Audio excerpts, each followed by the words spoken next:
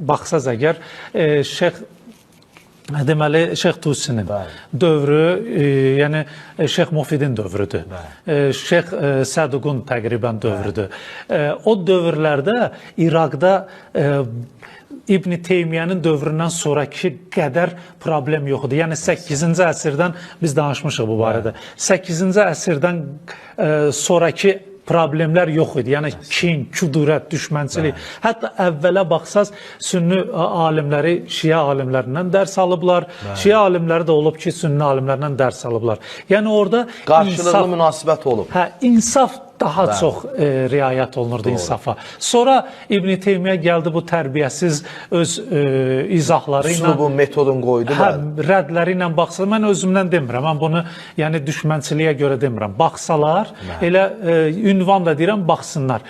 Deməli, Minhacü Sünnə kitabı var. Minhacü Sünnədə başdan ayağa təhqirdir. Təhqir yazıb. Yəni elmi yazmayıb. Bu bir. İkinci də ki, orada yazır ki, məsələm deyirəm, yazır ki, İnsan surəsi misal üçün Məkkədə nazil olub, Mədinədə nazil olmayıb və bunu heç kim indiyə kimi deməyib ki, Mədinədə nazil olub. Gedib baxırıq, görür ki, özündən qabaqki alimlər, əhl-i sünnə alimləri. Bunu deyiblər, onlar insaflıdırlar. Mədinədə nazil olubsa, deyir Mədinədə nazil olub. İndi burada ya bu yalan danışır, ya cahildir. Cahildirsə necə Şeyxülislam ləqəbi. Bu bəhslər görürsünüz bunlar. Ona görə 8-ci əsrdən qabaqki kitablar elə bil daha insaflıdır. Paçdır.